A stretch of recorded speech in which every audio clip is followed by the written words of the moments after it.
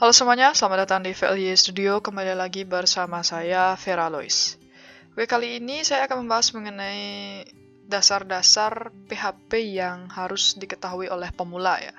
Di sini ada 3 pembahasan ya. Yang pertama, apa itu PHP, itu secara singkat aja ya, karena ini bukan topik pembahasan yang akan saya jelaskan lebih lanjut. Kemudian, bagaimana cara menuliskan kode PHP, itu ada 2 cara ya. Dan yang terakhir adalah yang akan saya tekankan di sini, yaitu macam-macam fungsi atau function yang ada di dalam PHP, yang dimana di sini saya akan membahas function dasar atau setidaknya yang harus diketahui oleh pemula supaya tidak ketinggalan zaman gitulah istilahnya ya. Kita langsung saja ke pembahasannya. Jadi yang pertama, apa itu PHP? Jadi PHP atau singkatan dari Hypertext Preprocessor ya, yang dimana adalah bahasa script atau fungsi umum yang digunakan terutama untuk mengembangkan web, yang dimana bahasa ini awal dibuat oleh seorang pemrogram ya, pemrogram Denmark Kanada namanya Rasmus Lerdorf. Maaf kalau pengucapannya salah ya, yaitu pada tahun 1994, yang dimana dia sudah ada beberapa versi ya, 3, 4, 5, 7, yang dimana versi terakhirnya adalah 8.2.6, yaitu di tanggal 9 Mei 2023 atau 4 bulan yang lalu. Jadi sudah ada PHP 8 ya, atau sampai PHP 8. Oke, selanjutnya pembahasannya adalah bagaimana cara menuliskan kode PHP ya. Di sini saya katakan ada 2 cara ya. Di sini saya persiapan dulu ya. Ini saya buat sebuah file namanya php.php ya. Ini kita delete dulu HTML dasar PHP gitu ya, title-nya. Nah, untuk membuat kode PHP, entah itu di HTML ataupun di JavaScript, itu pasti menggunakan tag pembuka yang namanya tag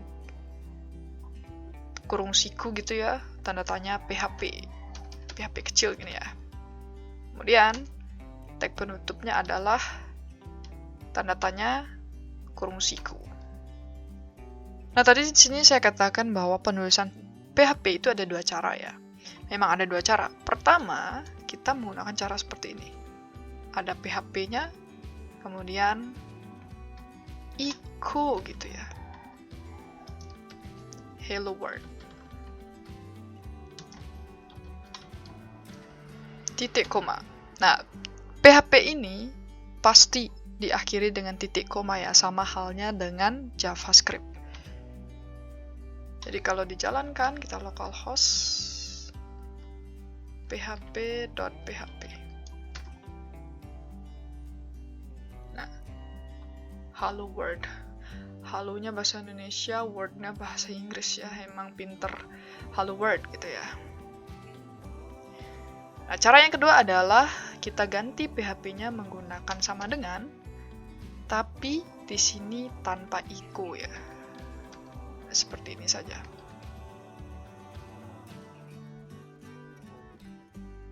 Sama, hasilnya hello world. Lalu bedanya apa ya yang menggunakan PHP dan yang menggunakan sama dengan?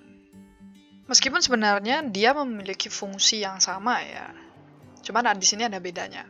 Kalau misalkan kalian disintak PHP-nya itu tanpa membuat sebuah variabel. Jadi variabel itu maksudnya gini ya. Misalkan kita deklarasikan sebuah variabel, misalkan $, hari ini. Kita akan get tanggal hari ini gitu. Kemudian date. Ini fungsi date untuk get tanggal hari ini ya. Di dalam PHP namanya fungsi date. MD. Nah, kemudian ini namanya deklarasi ya. Jadi ini adalah penamaan dari deklarasinya, dan ini adalah nilainya. Nah, untuk deklarasi dari PHP sendiri itu kita tidak boleh yang namanya menggunakan spasi seperti ini. Tidak boleh menggunakan spasi seperti ini, dilarang. Jadi harus didekatkan seperti ini atau menggunakan underscore ya. Kemudian pasti diawali dengan yang namanya dolar. Nah, kalau di JavaScript, itu juga tidak boleh menggunakan spasi ya penamaan variabelnya. Kemudian, kalau di JavaScript itu menggunakan var, let, atau const. Nah, sedangkan kalau di PHP kita menggunakan dolar seperti ini ya. Kemudian, ini adalah nama variabelnya, ini nilai variabelnya. Nah, untuk menampilkannya, kalau menggunakan tag PHP seperti ini, kita menggunakan echo.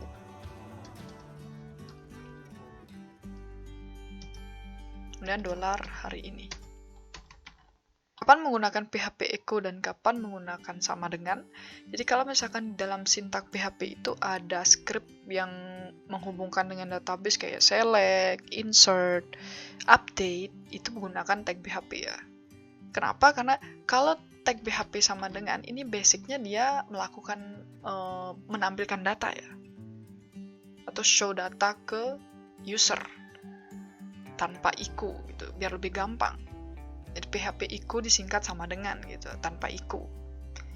Nah, sedangkan kalau misalkan tag PHP kayak gini, ya, itu ada script kayak kita deklarasikan dulu nilainya, kemudian setelah dideklarasikan, kita akan buat fungsi sendiri atau memakai fungsi dari PHP itu, seperti kita select data ke database, update ke database, itu kan nggak update data ke database atau yang berhubungan dengan database itu kan tidak mungkin kita tampilkan ke user. Melainkan yang kita tampilkan hanya data yang kita dapatkan dari hasil select tersebut. Seperti itu. Baru menggunakan echo. Jadi kalau misalkan kayak dollar get database gitu, get db, kemudian mysql query,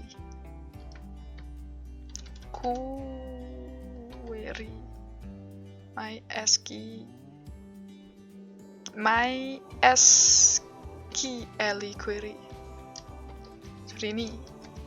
Kalau ada yang seperti ini ya gunakan PHP. Tapi kalau misalkan nggak ada yang seperti ini, mau echo yang kayak tadi, echo hello world gitu aja, gunakan ya hello world. Gunakan PHP sama dengan tanpa echo. Ini hapus echo-nya, selesai. Tapi kalau misalkan ada yang rumit, apalagi ada perhitungan di sini yang dimana kita tidak mau menampilkan perhitungannya ke database, ke usernya, atau ada function yang mengolah data lah istilahnya di dalam PHP ini sebelum hasilnya ditampilkan oleh user atau ditampilkan ke user, gunakan tag PHP gitu. Itu bedanya. Kemudian adalah yang terakhir, macam-macam kode function dasar yang setidaknya harus kita ketahui ya sebagai pengguna atau sebagai user yang menggunakan PHP ini gitu. Fungsi PHP itu ada dua jenis ya. Yang pertama adalah fungsi PHP dari bawaan dari PHP itu sendiri. Yang kedua adalah fungsi PHP buatan dari programmernya. Nah, contoh fungsi PHP buatan programmer itu seperti ini ya. Kita buat function misalkan ubah tanggal gitu. Ini misalkan date hari ini gitu ya.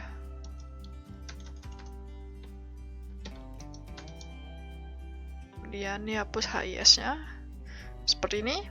Kemudian kurung buka, kurung tutup. Argumennya misalkan hari gitu. Ini kurung awal buka, kurung buka, tutup, echo.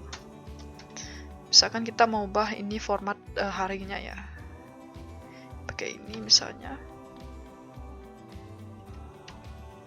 Kemudian ini berarti dolar hari ya.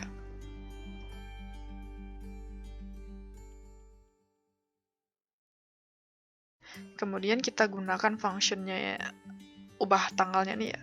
Di bawah echo, panggil functionnya ubah tanggal, isikan value-nya atau argumennya adalah dolar hari ini, titik koma yang ini ya. Nah, kalau dijalankan dia akan mengubah harinya ya, misalkan D spasi M spasi Y besar gitu misalnya formatnya. line 12. Oh. Oke. Seperti ini contohnya ya.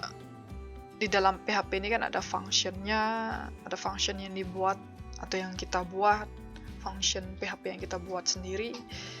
Kalau seperti ini kan otomatis harusnya kan kita echo ubah tanggalnya saja. Tapi karena kita menggunakan sama dengan di sini, jadi hancur kan hasilnya. Dan tidak sesuai keinginan kita. Makanya kita ubah jadi PHP gitu. Agar dia menampilkan nilai yang ingin kita tampilkan saja atau nilai yang kita echo saja gitu ya. Kalau kita tampilkan harusnya hasilnya ini ya, 29/09/2023 gitu. Ini adalah contoh function yang dibuat sendiri oleh programmer. Nah, untuk fungsi bawaan dari PHP itu ada banyak ya. Inilah yang mau saya tekankan, yaitu macam-macam kode fungsi dasar PHP yang harus diketahui oleh pemula. Gitu ya. Seperti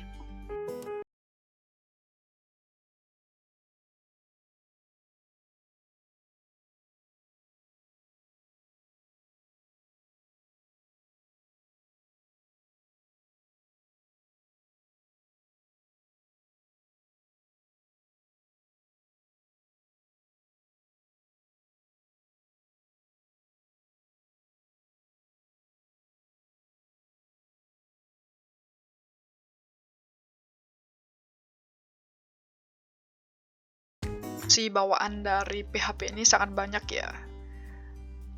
Saya hanya menjelaskan yang sering saya gunakan atau versi VLU Studio ya. Itu adalah fungsi-fungsi yang sering saya gunakan ketika saya membuat sebuah website. Nah, untuk fungsi PHP yang lainnya, saya berikan kalian link ya di 3school.com. Kemudian di bagian PHP, cari saja yang namanya PHP reference ya. Dan di sini banyak sekali fungsi dari PHP yang bisa digunakan dan yang bisa kalian pelajari. Tentunya begitu banyaknya fungsi PHP, tentu kita tidak bisa menghafalkannya satu persatu. Jadi kita bisa menggunakan website ini untuk mencari tahu kebutuhan fungsi PHP mana yang kita butuhkan. Dan di sini juga ada contohnya, contoh penggunaannya seperti yang sudah pernah saya katakan. Jika kalian pernah menonton video saya yang sebelum-sebelumnya, website ini sungguh sangat membantu. Ini jelaskan description-nya seperti apa, kemudian kalau diklik, itu akan langsung ke bagaimana cara penggunaannya gitu ya. So, itu dia tadi dasar-dasar PHP yang harus diketahui oleh pemula. Semoga ini bermanfaat. Kita bertemu lagi di video selanjutnya. Terima kasih.